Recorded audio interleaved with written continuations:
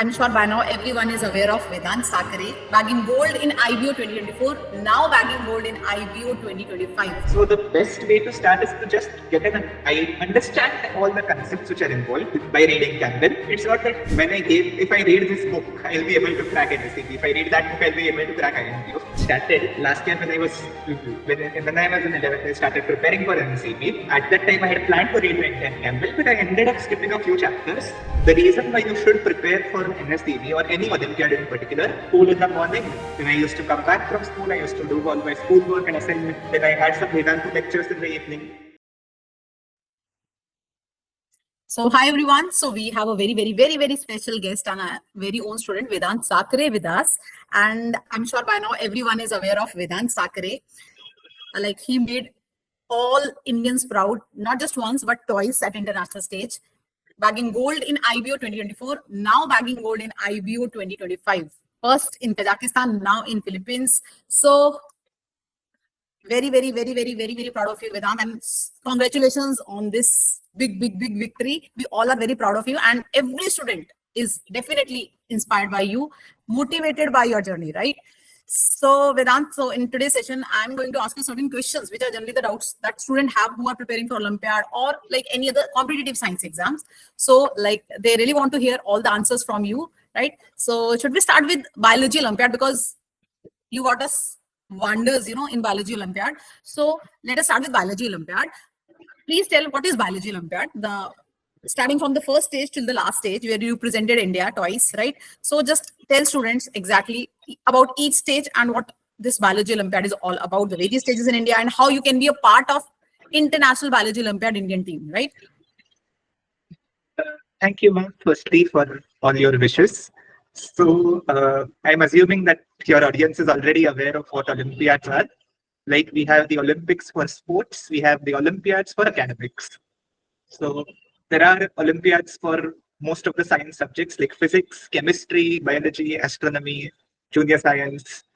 There are also other Olympiads like linguistics and informatics. There are a lot of Olympiads at the international stage.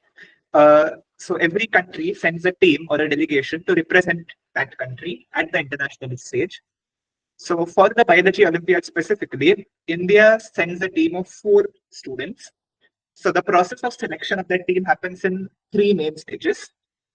The first stage is the National Standard Examination in Biology, NSEB for short, which is a 2-hour paper in which students have to answer 60 questions, I believe, with 48 single correct questions and 12 multiple correct questions for a total of, I think, adds up to 216 marks or so. I'm not sure.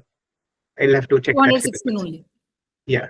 So that is the first stage, NSEB. It varies from year to year, but about 40,000 students register for the NSEB specifically every year. Hopefully the figure goes on increasing. From this, about 400 students are selected to the second stage, that is the Indian National Biology Olympiad.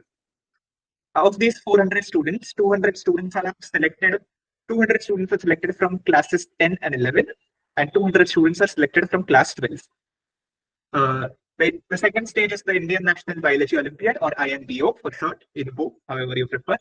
And it is also a short, I believe, 2-hour paper, in which, again, the format varies from year to year. There is a mixed assembly of questions with single correct questions, true or false questions, numerical answer type questions, select one option questions. There is a wide variety of questions. And generally the paper totals to about 300 points. From the INBO, 40 students are selected for the third and final stage. That is the orientation cum selection camp, or OCSC for short. So of these 40 students, 20 are selected from class 10 and 11, and 20 students are selected from class 12. And in the OCSC, for the first few days, there is in the biology OCSC specifically, I do not know about the other OCSCs, but in the biology OCSC, we have problem solving sessions for theory, and we have lab orientation sessions for the practicals, followed by which we have theory exams and practical exams during the schedule of the camp. And from the results of those examinations, a team of 4 students is selected, which goes on to represent India at the international stage. This team of 4 then attends a 4th stage, you can say, called the pre-departure training camp or pre-departure camp, PDC for short. In this pre-departure camp, the team of 4 students gets rigorously trained for the practical sessions, as well as certain members of the HBCSE, which is the body that organizes all of these Olympiads. They arrange for lectures to help the students brush up and strengthen their theory as well. And then the team departs for the International Biology Olympiad, which is like the final stage, IBO. So that is really good. And like from the last year, like of lately, they have like increased the time for the third stage. That is like now 3 hours exam. Like, and also there is a group A and group B also. If you are aware, 10th and 11th. No, INBO is still 2 hours. Still 2 hours? INBO is always 2 hours. Yeah. If I'm I not guess wrong. like maybe The INBO other- is 3 hours. Yeah, It the has other been 3 Olympiads hours. are all 3 hours, but INBO is INBO always is 2 hours. Okay. So all others are 3 Yeah. hours. Only INBO is 2 hours because there's no Yeah. numericals and no solving, right? That way. There are numericals, but yeah. Not The main focus of the INBO is to make the students feel the time pressure while solving the questions. So Okay. that, yeah. fine. Great. So so now the next question is you have a lot of exams that you cracked in your bundle of achievements. So starting from, of course, Biology Olympiad, Junior Science Olympiad, and then you have this JEE, NEET, IAAT, right? So all these exams you cracked. So I just want to know, this is indeed a long journey, right?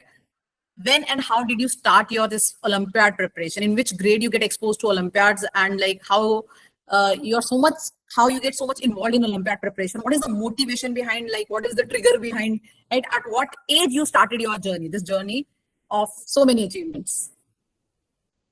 So I don't know if I've mentioned this, but I think I've mentioned to Pam previously.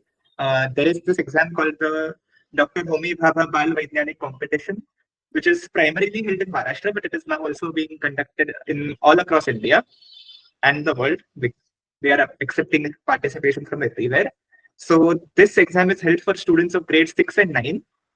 And I had participated in it when I was in grade 6. And that was the first time I actually got my exposure to what real science is like. Because this exam involved not only theory, but also it had a practical component. We also had to perform an action research project where we actually had to do some work and then write a project report on which we had to answer interview questions. So it was the first time I actually experienced what real science is, because before that we didn't actually study that much science in school. We just started science in like 5th grade or something. So that started making me attracted to science as a subject. And it was these teachers at the Greater Bombay Science Teachers Association, which organizes this exam, that informed me about that there is something called the Junior Science Olympiad. And they suggested that I should start preparing for it. And when I was in 8th grade, I found out about Vedantu, which was organizing an IOQJS booster batch. When I gave NSEJS, at that time it was called IOQJS because of COVID and stuff. So that was how I joined Vedantu then. And then in 8th grade and 9th, I started with Junior Science Olympiad. And from there, the journey began. Yes, I do remember like you joined that particular batch, right? In like around like to August, September, I guess, like, and I saw your result, and then you were part of camp also later on. That was the thing. Yeah. Yes. So it was in 8th. You were in 8th, right? That time, 8th standard. Yeah. And that was the beginning of your journey with Vedantu, right? Yes. Okay. So Vedant, the next question is, let's talk about NSEB, the very first stage of Biology Olympiad in India, right? So like, how did you prepare for NSEP? Like how one should prepare for NSEB? So NSEB, let's talk about NSEB. So firstly, I would say what everyone recommends for NSEB is that you should read Campbell's biology. That's like the foundation textbook. So I would say if you are preparing for NSEJS and stuff, I believe you should have, like, especially for INJS, you would have already gone through Campbell, like read a few chapters. If you are starting fresh, that is also not a problem. Campbell biology is recommended as the standard, but it's not actually necessary. You could read any general biology textbook. It's just that we know that Campbell is very well written and easy to understand. That's why people recommend it as like the best book to read. So for NSEB, and again, NSEB is very different from NEET in the perspective that for NEET, when you study NCERT, you have to memorize each and every line. You should know each and every word written on in your NCERT. But for NSEB, it is not actually required to memorize your Campbell. You don't need to memorize each and every detail and how this process happens, how many GTB molecules are involved here and there. The basics is like, for instance, if you are studying like Calvin cycle or Krebs cycle, you should know the entire steps of the cycle there because that's like a key spark. Some obscure reaction somewhere, they'll just pick up the random paragraph and ask a question. That generally does not happen in NSEB. They rather test you on the concepts which are detailed in Campbell, and they test you on your ability to understand the information which is being presented to you and answer the question based on that. So, for instance, they may give you a graph of like volume of your heart during the cardiac cycle. So you might be like, I have not studied this graph before. How am I supposed to answer this question? But if you know how the cardiac cycle works, you will be easily able to understand the graph during the exam itself. So it's like you are not supposed to know everything because biology is very vast. You cannot memorize everything. So the best way to start is to just I understand all the concepts which are involved by reading Campbell. That's the foundation. And on top of that, you can start solving previous year questions or give mock tests, which will help you to understand how to apply those concepts in the paper. So I would say that is the basic idea of preparation. Okay, great, thank you. So just tell me one thing, like, is NCERT 11, 12 is enough to crack NSEB? Once again, I would say it's not that if I read this book, I'll be able to crack NSEB. If I read that book, I'll be able to crack INPhO. It's not like that, I would say. It's the concepts which are being covered. Okay. Now, NCERT also does cover most of the concepts, but its style of explanation is not, I would say, the best. It's a bit, I mean, it is easy to understand, but I would say Campbell is much better to understand the concepts from rather than NCERT. Okay, so if you are studying for NEET and if your concepts are clear, just by practicing previous year NSEB questions, you'll get an idea of how to solve it. So technically, it should be enough. But I would say just reading Campbell, if you just read one chapter of Campbell, you'll get an idea. So many times students keep on asking me like how much Campbell they should do, like how much they should do, because this is a huge big book of biology, right? And the students, especially those who are preparing for junior science Olympiad and even NSEB, they won't get that much time to read like each and every topic from Campbell, right? So like how necessary and how much is to be covered from Campbell for NSEB? Like, is there any particular important part that they should definitely read, not the entire book, of course. And most of the students cannot cover the entire book. Right, for like NSEB or any Olympiad which has biology. So what do you suggest? Like, did you cover the entire biology Campbell for NSEB? Like, did you read last year when I started? Last year when I was in 11th, I started preparing for NSEB. At that time, I had planned to read the entire Campbell, but I ended up skipping a few chapters, and I did not even read them for INBO, especially like the systematics portion, which is like animal kingdom, plant kingdom. I completely skipped those chapters because they were really long and it seemed really boring. Diversity is not my favorite topic. But yeah, I mean, I read them this year finally. But yeah, I would say it's like, once again, the book is not the main focus. The main focus is knowing the concept. I would say some chapters like genetics is really well written in Campbell. So you should read the entire portion of genetics. From plant and animal kingdom, that chapter I personally skipped from Campbell because Campbell gives it in way too much detail than which is required for NSEB. At least when I gave the paper, they did not ask in that much depth. And at that time, NCERT was enough for me to solve the questions the type of questions that they were asking. Maybe in further years, they might increase the difficulty, which might require students to have a bit more knowledge. But as of now, I would say just to read the book as much as possible. In fact, for INBO, it is recommended that they refer to multiple reference books, which are even bigger than Campbell. Yeah. Okay, great. Thank you. Yeah. So Campbell, like particular topics, they should definitely read, not the entire book. Even you didn't read the entire book, like for your NSEB, right? Plant and animal physio, you didn't read from the book. I would say the important focus, rather than like, I have read this book, I have read that book, I have read the entire Campbell. The focus should be understanding the concept, and to check whether you have understood the concept, it should be solving the questions. Okay, perfect. So, Vedant, can you just help the students by telling those biology topics in NSEB which carries the maximum weightage. That carry maximum weightage, like highest weightage topics for NSEB in biology. Generally, I would say the spread is pretty uniform. However, like animal physiology, human and animal physiology is particularly important. A lot of questions are asked on that. Similarly, genetics also, a lot of questions are asked. Even plant sciences, even cell and molecular biology, like which is sort of related to genetics only, and plant sciences. Plant sciences, especially in my year when I gave NSEP, there were a lot of questions on plant sciences. Topics which are smaller, like ecology and biosystematics, or plant and animal kingdom, and ethology, animal behavior. You hardly see a few questions here and there. But yeah, and with the number of questions asked on the topic generally is correlated with how big it is. So, and animal physiology is very huge. Actually, they do ask a lot of questions on it. Okay. So animal physio is like one of the most important topic because it is a vast topic, right? Okay, thank you. So one thing, like Vedant, what do you suggest? Like if a student who is targeting a medical career in India, like via NEET way, NEET is the way to go ahead in medical field, being a doctor from AIIMS and all. So what do you suggest? Does this NSEB preparation help in that medical career in India? Like what do you say? Like a NEET aspirant should appear in NSEB, should prepare for NSEB, whether it will be worth it or not for a NEET aspirant or a aspirant who is aspiring to have a good medical career in India.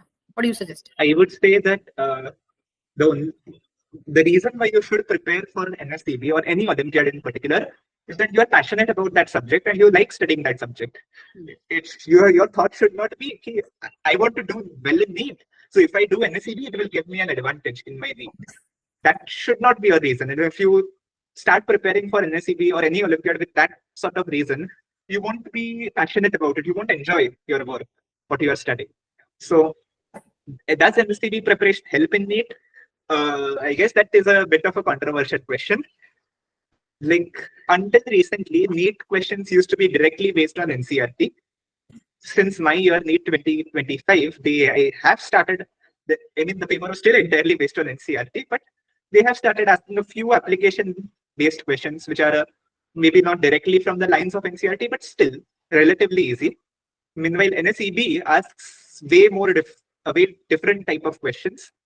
But if you are passionate about biology, I would say do prepare for NSEB, because the level to which you read this stuff and you understand it, it will certainly help when you are studying medicine down the line.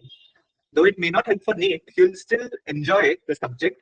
And especially if you read like human physiology, that will help when you start doing your MBBS. Okay.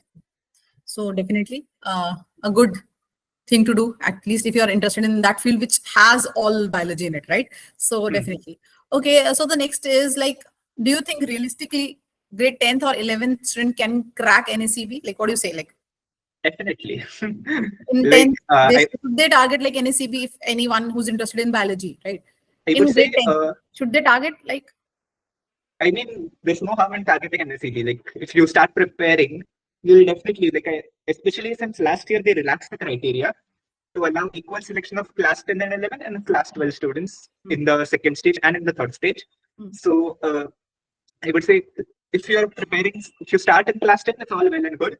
If you have done NSEJS before, then then I would say it's even better for you, because NSEB biology is mostly, I would say, just like adding on a few concepts or just improving the type of questions which is asked in for like junior science.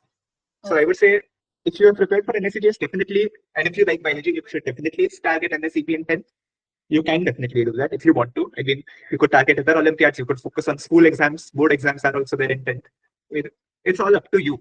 And if you haven't done NSEJS, still I would say if you start preparing, just start reading Campbell. When 10th and if not 10th, maybe 11th, you could definitely do it. I mean, it all depends on the student themselves, how much they're willing to work. Okay, that's obviously like how much dedicated they are towards a goal, right? Yeah, and how much time they have. Because, yes. So how did you manage NEET preparation along with NSEB? In fact, you gave JEE also, you got a good rank in JEE also. Like, how did you manage it all? Like, because like I'll ask this question in two parts. One, how did you manage up to class 10th? Because that time there is a pressure from school also, right? Yeah. The school exams, board exams, the assignments and everything, right? You are supposed to do all of that, right? You are answerable to school. There is accountability towards school also up to class 10th. But yes, in 11th and 12th, you get more relaxed from school's end.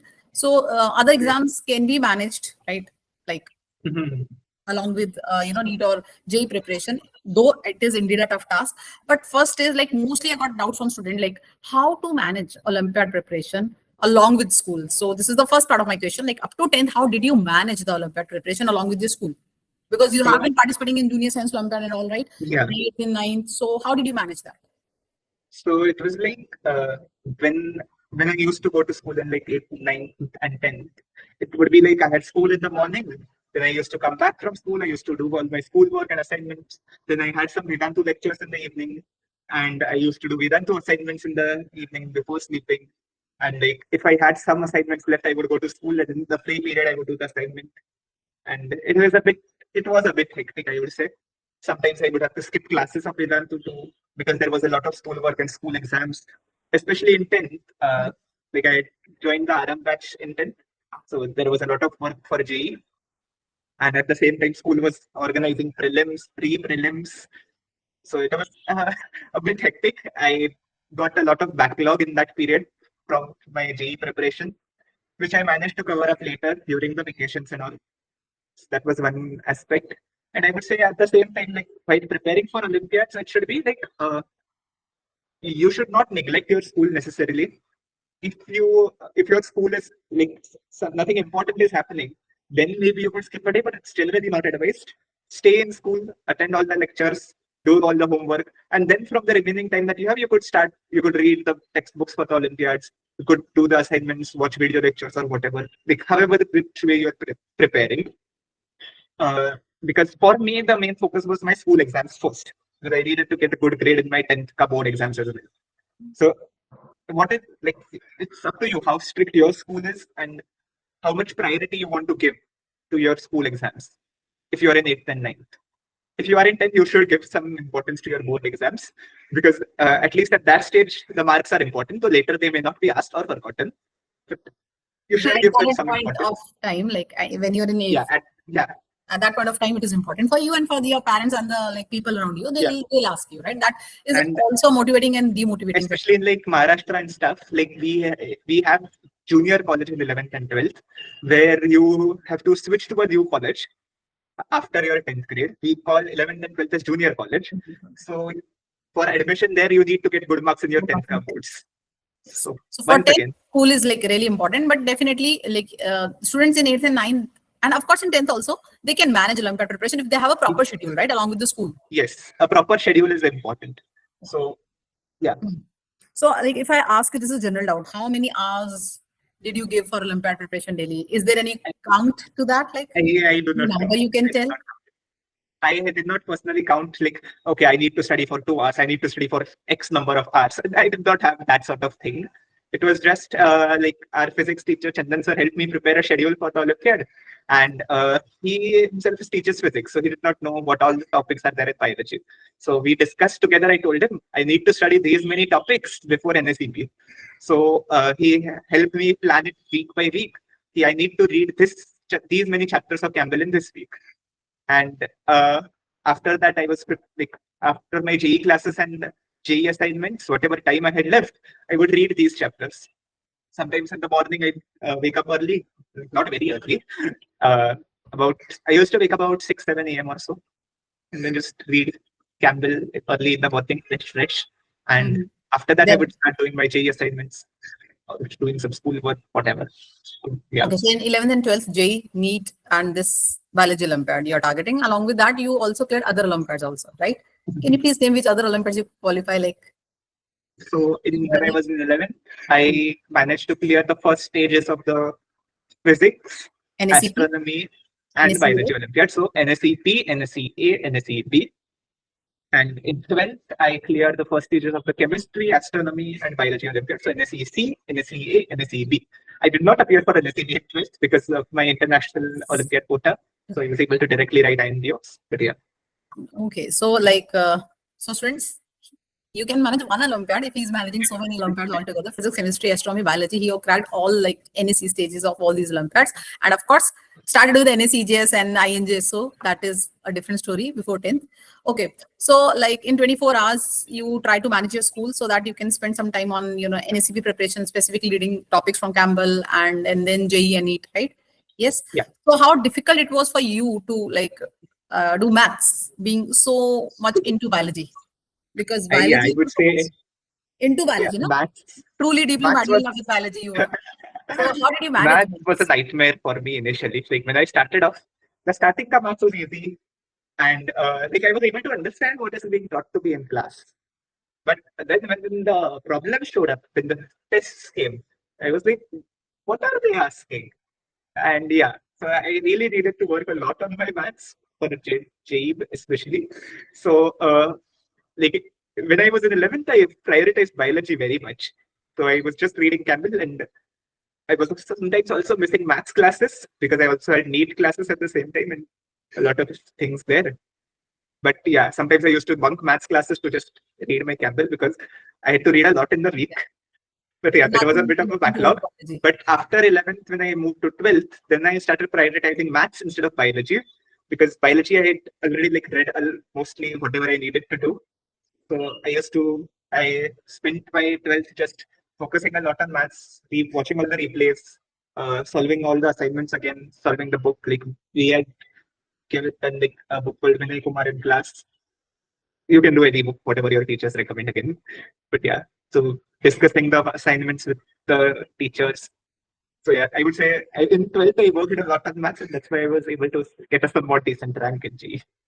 Like why did you like target JEE as well? Like why not NEET only? Like what was the thought behind? What was the motivation behind that? So JEE should also. So because originally my target was because I wanted to do research in biology.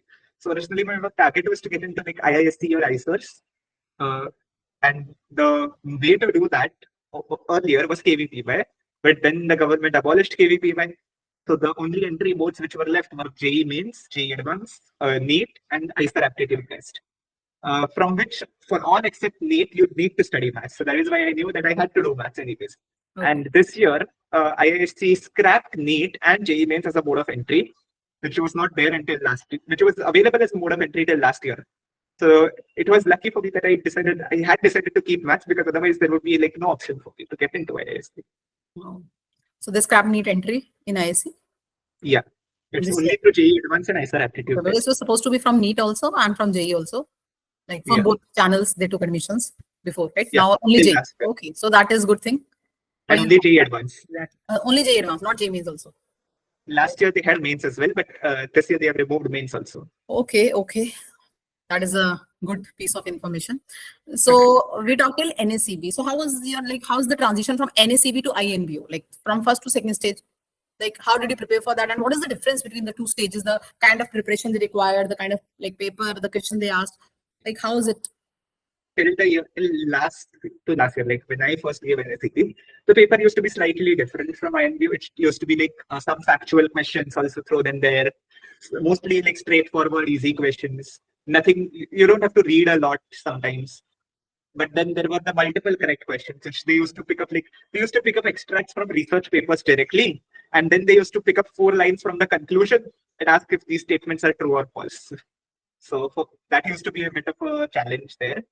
But I would say then INBO would be completely different, where each question would be like not considered very long, but of a significant length, where you have to read and understand the STEM, then look at the graphs, look at the data which they have given, look at the diagram, and then answer the follow-up questions which are being asked.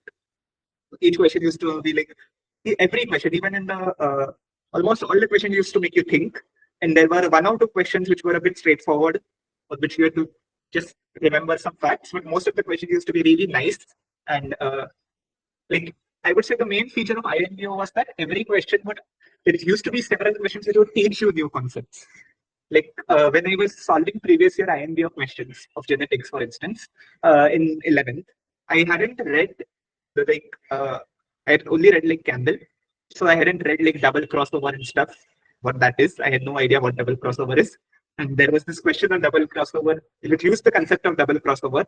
But while solving the question, I was able to figure out that this is double crossover types happening, even without having read it first. So again, you don't have to read every concept. Sometimes you're able to, if you're able to understand it, you'll be able to apply and just discover the new concept that way. There was another question, I don't remember the year, which it was in ecology, where you have like food chains going on, and they ask the questions on how to calculate trophic efficiency at every level, and what is the how much energy is gained in photosynthesis. So that stepwise calculation actually clarified my concept so much that I just wrote down in my notebook at the back, whenever I need to revise this concept, just go to this question. Nice. So I would say in that way, NSEB is different from INBO. That INBO is more conceptual, and it has like a better quality of questions generally. There is also more time pressure because you only have 2 hours, and I would say like generally, like when I first gave INBO in 2024, they made a really lengthy paper. Okay. So it's always a big rush to complete the paper within 2 hours. They did reduce the difficulty a bit this year for 2025, but again, it varies from year to year. But generally, the students do feel a lot of time pressure. So any additional kind of preparation they require, like from NSEB to INBO, like on the PYQs, you just said like you solve PYQ and get to know so many other concepts that were like kind of missed. Yeah. So if you want to cover up on some missed concepts, the biology cell of HBCSE has released a list of references on their website, which includes all the names of all the big books that people like to throw about, that read this, read that. So they have a list of references on their website. I would say you don't have to read every single book. It is practically impossible to read every single book on that list. But I would say you should use that to read on some topics that you might have missed out on. Like if you see it's something new, you could use the list of references, you could use the reference textbook to read that concept, to understand that concept better. So like one book I would definitely recommend is Leninger's Biochemistry, Principles of Biochemistry by Leninger.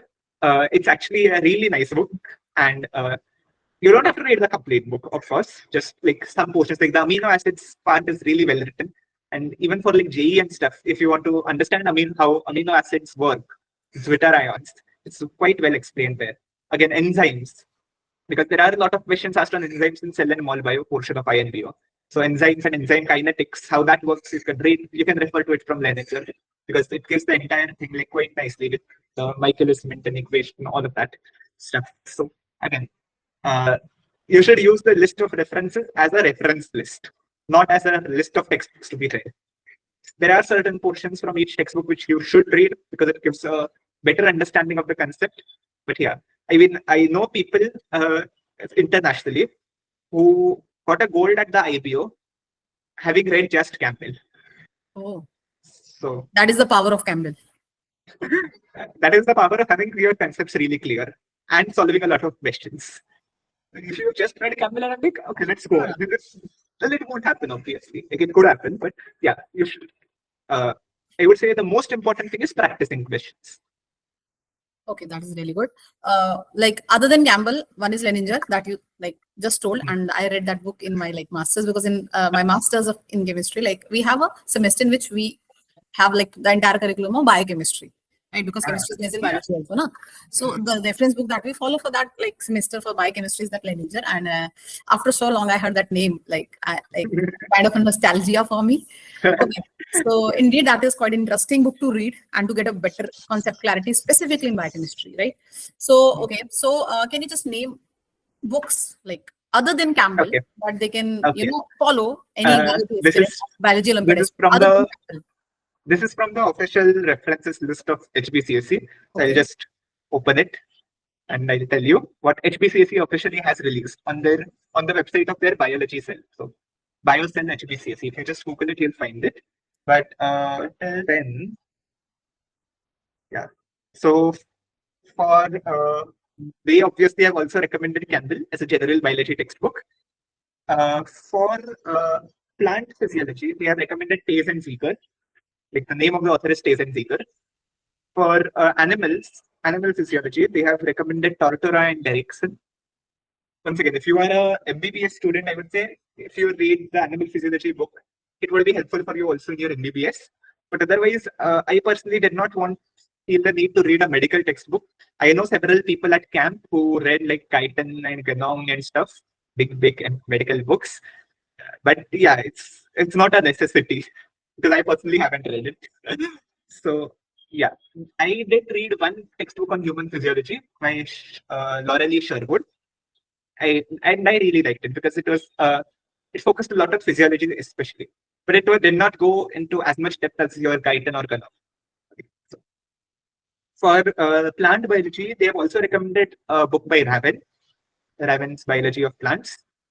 For genetics, they've recommended iGenetics by Russell. Also, Klug and Cummings, they've also written, but you can just, once again, whenever you're picking to read from the list of references, I would say the important thing should be to just pick one book and refer to it from time to time. Read one chapter here, one chapter there, improve your understanding of the concept.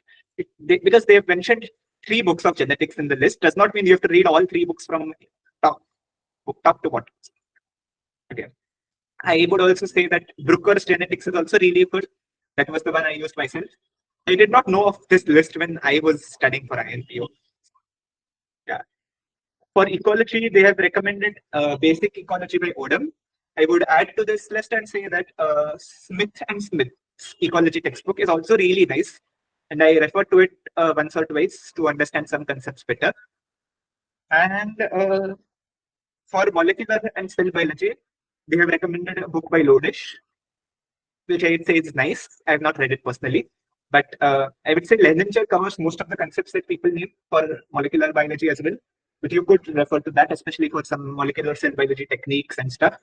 Like because in INBO, especially till NSEB, there isn't such a molecular biology section separately. But in INBO and in OCSC as well, molecular biology, cell and mol bio is tested as a separate section, and it may involve some apparatus or some equipment used in an experiment, like which you may not have read in as much detail, especially if you've done only like NCERT and stuff, like northern blotting, southern blotting, and like DNA microarrays, gel electrophoresis, PCR.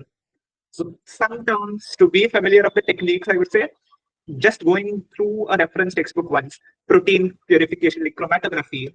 Like when we think chromatography, we just think people chromatography.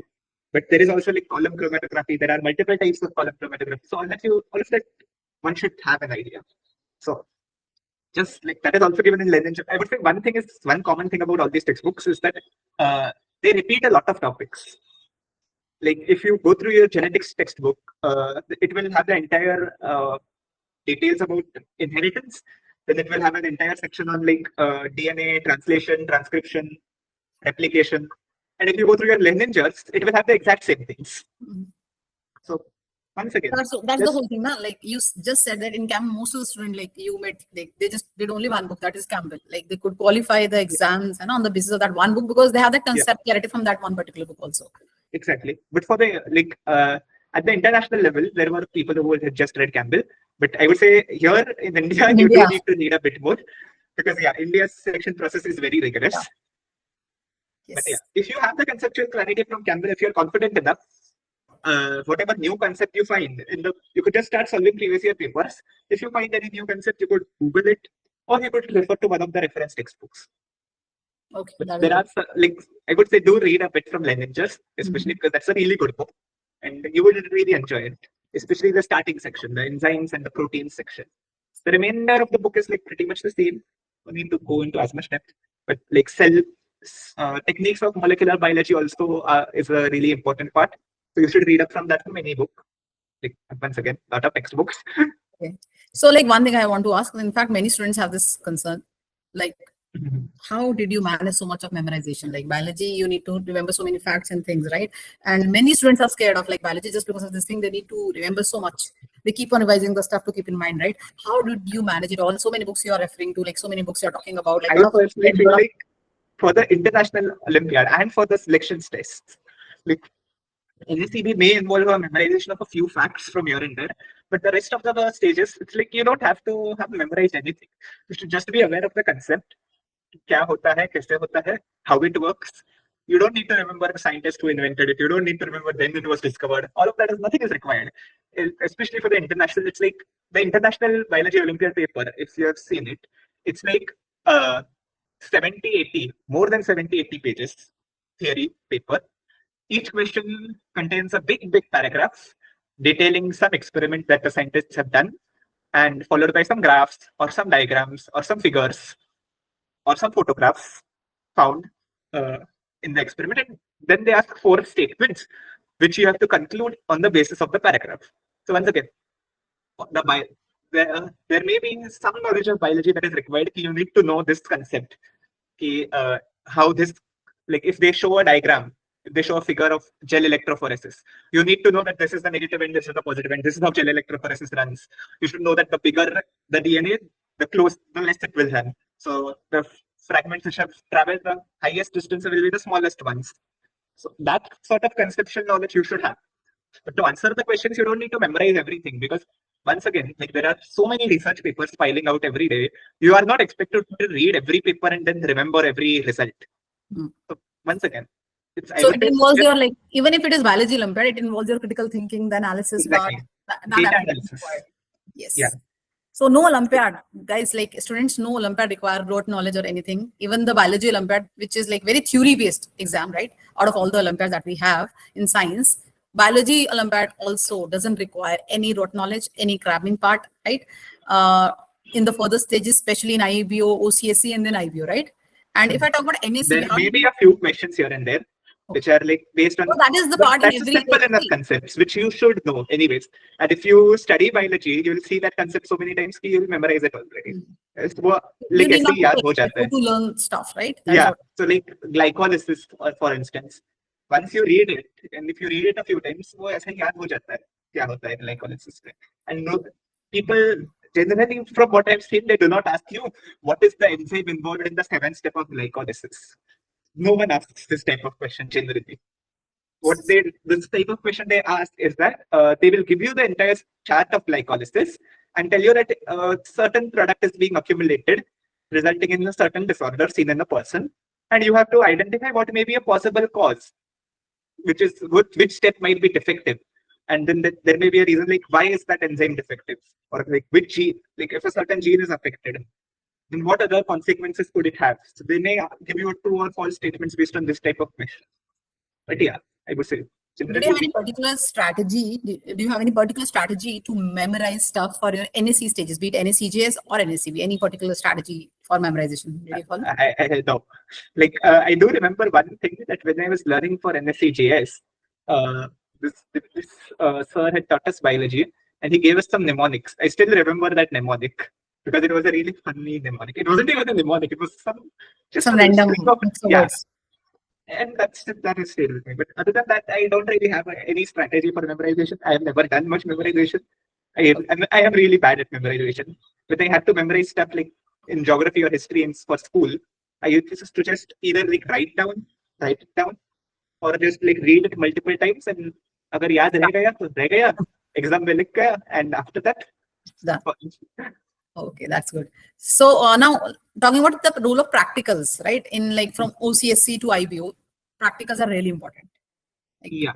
Can you just give us insights on the role of experiments, practicals in biology in IBO stages or OCSC with?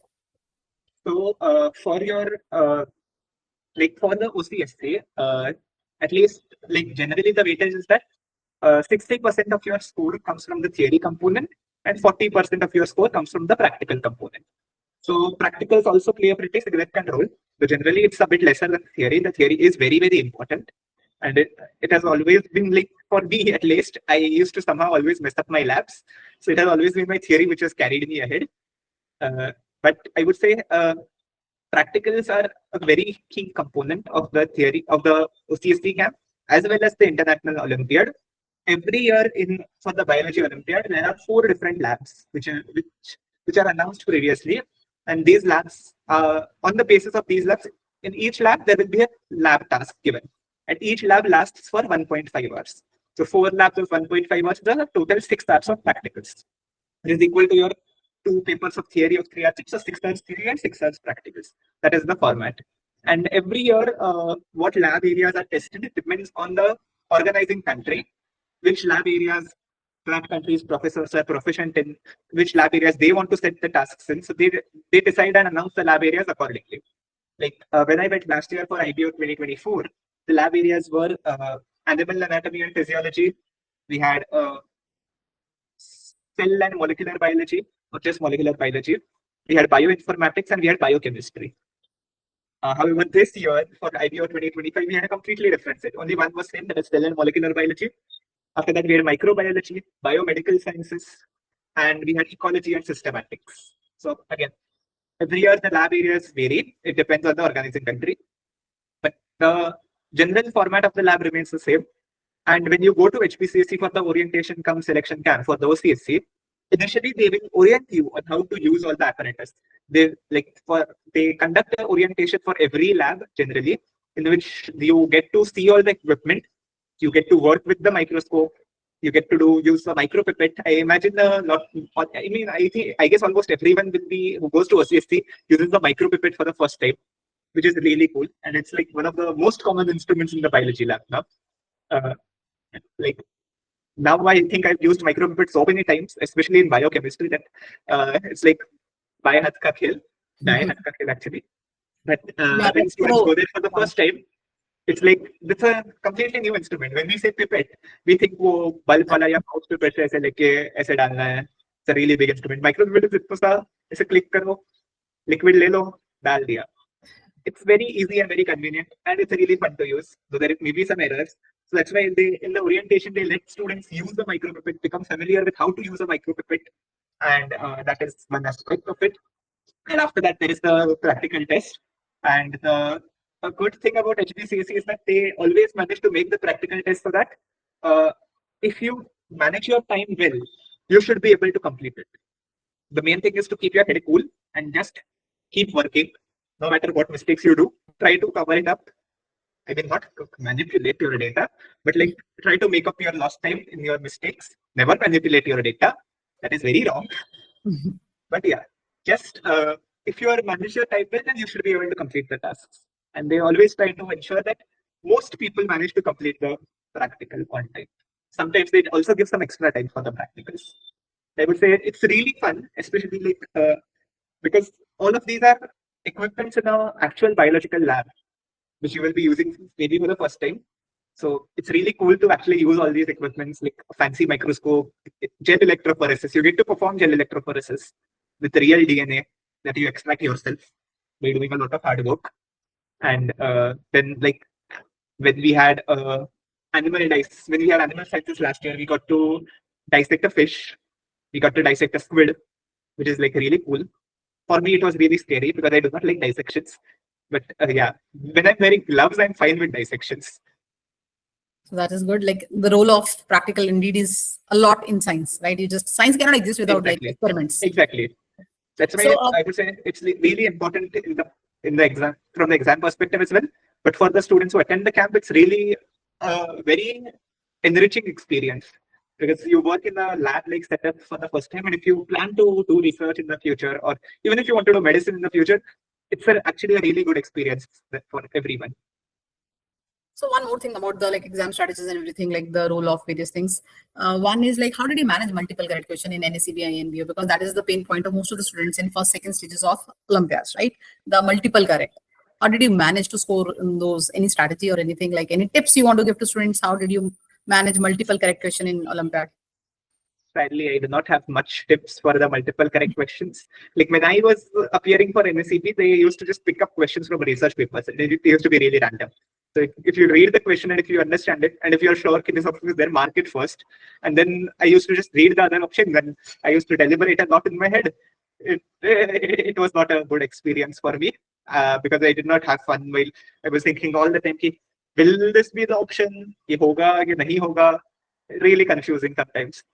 So sometimes I would just trust my gut and go with it, and hope sometimes that would turn out to be the correct answer. But yeah, it's really. So as I always said, there's no short strategy to crack multiple. Thankfully, in INBO they do not have multiple correct questions as much. It's they sometimes ask even like where you have to select options from a row, like a given list, to fill in the table. So like if 1, 5, 7 fit in this row and 3, 4 in the next one, your entire row has to be completely correct to get marks. So if the answer is supposed to be 1, 5, and 7, and if you just write 1 and 5, you will still get 0. So that way, INBO also has some really like restrictive marking. But mostly the paper is nice and solvable. Even these questions are nice, but a bit tricky. One more thing, like about like exam preparation.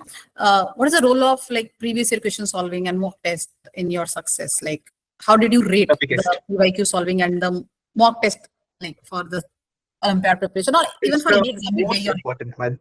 I would say for Olympiads and even for JEE and NEET, I would say it's the most important thing is either like solving previous year questions or giving mock tests.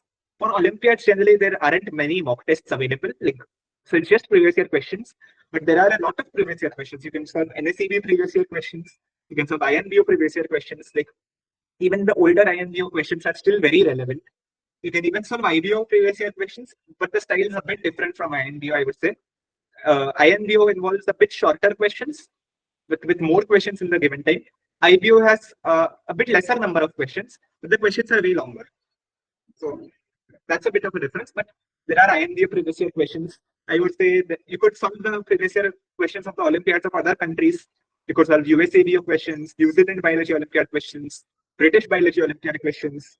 So many countries have, like I'm suggesting the English ones because like Russian and Hong Kong Olympiad questions are also available, but you might need to translate them. But these ones are available in English, which is the language we all use. So you could solve those countries' previous year questions. And I would say previous year question solving or mock test giving, I would say it's the most important part, especially for the biology Olympiad, where no matter how much you read, it's like if you're able to solve the question, that question will teach you way more than whatever you have read before. So practicing solving questions is, I would say, the most important aspect for any competitive exam also in general. Exactly. For junior science Olympiad or any, I will say like any competitive exam, any science Olympiad or Olympiad exam or any JEE NEET exam you are targeting, you should definitely be giving like mock test, because that tells you about the time management, right? The exam temperament and everything. These are the other things that you need to learn other than the subject, right? To excel. And of course, the PYQ is the most important. Okay. So you are 2 times like gold medalist in IBO, right? A very, very big achievement. So what career opportunities a gold medalist or medalist in international Olympiad stages have internationally? Like we have so many good institutes internationally, like science and technology institutes. As you yourself said, like you are interested in research and all, right? So what all opportunities internationally a student who is a medalist in international stage in Olympiads like has? Once again, if you are a medalist in the International Olympiad, I am assuming you will be interested in the subject which you have appeared for the Olympiad in and might want to pursue that subject in the future. So that may not be the case. Like I met a guy at the Biology Olympiad this year who is going to study maths and physics. There are people. I know someone who studied biology gave the IBO last year and is now doing CS. Oh. But I would say generally a medal in an international Olympiad is like a very big achievement, and universities in like the US, UK, or anywhere in general, they do tend to recognize this as an achievement, and they may consider it as a part of your application. Having an Olympiad medal does not guarantee you admission into a college. I would like to clarify this misconception. People think कि medal mila hai, so I would go to MIT or you will get admission into Harvard or whatever. It's not the case. You need to have a good profile. You need to have a good resume. You should have some achievements. Apart from that, you should show leadership skills or whatever. Like for US, I'm not much aware about the US in general, but I believe like you need to show leadership skills, volunteering as well, a lot of activities. You should be a good person. All of that you have to show in your profile. But the Olympiad medal is like it's like a badge of honor, and it adds to your profile even more. And if you're applying to UK universities in the UK value it a bit more, I would say, because some universities especially, because they know that the student is really passionate about that subject, which is why he managed to study so far and get a medal. So they recognize it much more. And I would say it does not again guarantee your admission, but it does increase your chances of getting a scholarship if you do get an admission. So I would say, like in the UK, I know that there is a program called the BIG program, which provides scholarships to medalists from the international Olympiads and encourages them to study in UK universities. That is good, really good. There may be a similar program in US universities as well, not that I'm aware of, but yeah. Like in UK, we have like Oxford, Cambridge, and all. Like they do. facilitate, they promote the admissions to Yeah, the medalist in Science Olympiads or the Olympiads. they do. Okay, But great. and in India as well, I think they've just started. But Hmm. like IIT Madras has the school Yes. program from which students who have even gone to OCSP, not OCS, necessarily international Olympiads, OCS, they will they get can also direct. get admission Yes. in IIT into the Madras, courses. many IITs IIT, have started this. yeah, Okay, that is good. So, the career is bright if you get medal internationally in Science Olympiads, and if you are that much interested in science, of course, every university would love to have you as their student, right? Okay, so exactly. And adding to that career point, I just remembered, like it's when you do an international Olympiad, sometimes it's not necessary that your career has to be in the same subject. When we were flying to our Kazakhstan last year for the International Biology Olympiad, we sat next to this lady on our flight, and we were just talking to her, and she was like, "Are you going to IBO? What does IBO mean?" We had IBO written on our jackets. And she told us that she herself had represented her country for IMO like oh, 20 years ago. And she was I don't remember which medal she got, but she was a medalist. And now she was working in the finance sector. And I believe many people might know there is this world leader, I forgot which country, politician, and he's the president of some country right now, I think. And he's a two-time gold medalist in which in Olympiad? IMO, in Oh, IMO. And he's now in politics. oh, his country must be doing really good in finance and economics So stuff. again, yeah, Olympiads really help you, like appearing for any Olympiad or even just preparing for it really helps you to understand that subject and develop problem solving skills, which help you in life anytime down the line, no matter what career you pick. So, Well said. So, you represented India 2 times internationally. It's a big, huge achievement and a big deal, right? And very inspirational, very motivating for all the students. So, can you just describe that feeling representing India internationally, right? Wearing that Indian flag in one board. How did you feel at that time, like when you were getting gold medal for India, and last year how I was was that? not expecting it at all. Like Okay. when they all three of my other teammates had gotten silver. So when all of them got silver and my name was still not announced, like in IBO, they announced the medalists in reverse order, Yeah. in descending order of the ranking. So first they announced the bronze medals, And then the silvers, and then they start with the gold, the lowest gold, and all the way up to highest gold. So when they had not announced my name yet, I was like, I am not getting anything at all. I hope I get a honorable mention or something. But then my name was the first to be called in the gold medals. So I was like, yeah. the It was crowd, a really good feeling to go onto the stage and receive the medal, and so it felt awesome. the But goosebump. this year, I felt like okay. This year I had a better idea of how the marks were or how my paper had gone, and I knew what to expect. So I was like, when my name was not called in silver medals, okay, I was like, okay, मतलब है इस पर. This time I did not feel like अरे कुछ नहीं मिलता वगैरह. But yeah, It must be very different feel altogether, a proud feeling, like yeah. representing a country like altogether, like and winning Yeah. gold for India. That is a big achievement. Mm. Okay, last question. What is the role of Vedantu like in this entire journey, right? From eighth till bagging gold for India twice, and you gave a lot many other Olympiads also in this journey, along with JEE and NEET. So, what is the role of Vedantu in this entire journey, Vedant? I would say Though I they've have been an integral Vedantu, part of your journey, like from the very beginning till now. So, Vedantu has always supported me all throughout my journey. When I started in it for my booster batch, from there when I was able to qualify both IOQJS and INJSO, like I received a call from Nidhi ma'am. She was so happy, and she was like, "Do let me know if we can help you in any way for CAM." And Chandan sir started tutoring me for physics because my physics was really weak then. So he helped me brush up my physics to quite a good level before the camp. So Chandan sir, Nidhi ma'am, Ruhani ma'am, they used to take some classes for me before my junior science camp.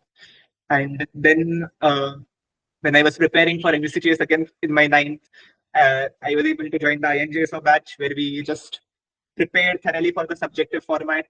And then we had the human new batch as well, which was really fun. One of the most fun experiences, I would say, because they arranged.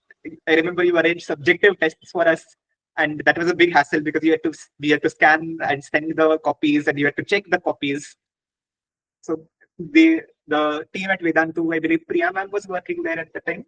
She used to check all our answer scripts, the backend team, And then they used to upload our marks again. Then we used to look at our marks and we used to discuss the paper. It was a really big, I mean, the exam was really well conducted. Like all the tests were well conducted. They gave an actual feel of test. And that really helped me in my junior science preparation in ninth grade. And then I joined the Aram batch.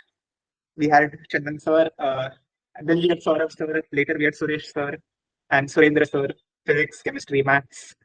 So we also had Ruhani ma'am, who really like mentored me in all my biology work. A special thanks to Chandan sir, who also mentored me all throughout my like.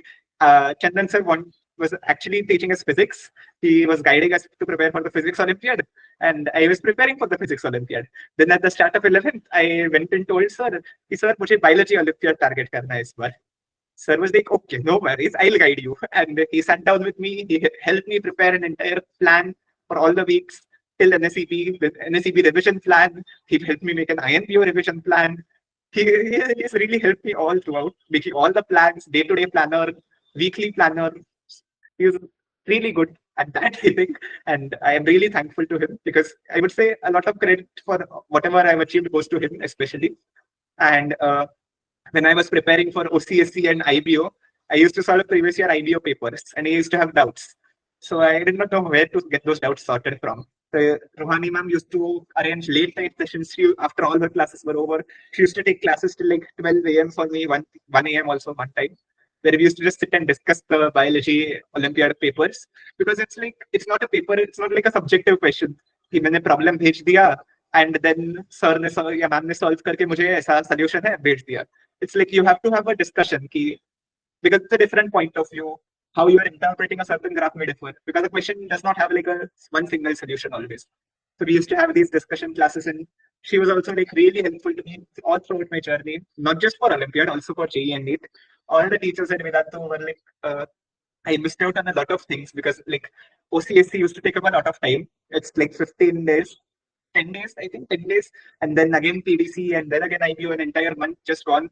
So my JEE preparation or my NEET preparation used to just be lagging back a bit. But the teachers would always help and understand. They'd say, hey, watch these replays first. They used to help me cover up, or they would advise me on which assignments are most important for me to cover first so that I could just immediately join back the classes immediately. They were just really helpful to me all throughout. Not just while preparing for all the Olympiads, even the physics and chemistry and astronomy Olympiads, the teachers would guide us, take mock tests for the Olympiads, prepare the papers for that. So yeah, I mean, the entire staff of Vedantu has been really nice and supportive. Vikas sir used to take mentoring sessions from time to time ki kaisa chal raha hai, वगैरह. Used to like stay in touch, know that I'm doing good. I used to come to him with issues कि मेरा JEE and NEET का थोड़ा out of balance हो रहा है. I'm not able to fit my Olympiad. Then Chandan sir and Ruhani ma'am used to sit and guide कि अभी ये इस पे focus करो, अभी ये मत करो. And I would say from the start, Nidhi ma'am has been there. She's always been in touch. And I still remember in our first class of INJS batch, Nidhi ma'am ने बोला था कि हमें इंडिया के लिए gold लाना है. And that has still stayed with me. I still remember when she had told that. And yeah, not just one, you back 2 goals for India. And we are really, really, really proud of you, Vedant, your journey, your dedication, and you're indeed inspiration for so many students, right? And really students want to listen from you, your journey, because that will give them a better insight, right? Because whatever we say is okay, but whatever you say will make more sense to them. Come to the same, I hope it has made some sense then. Of course.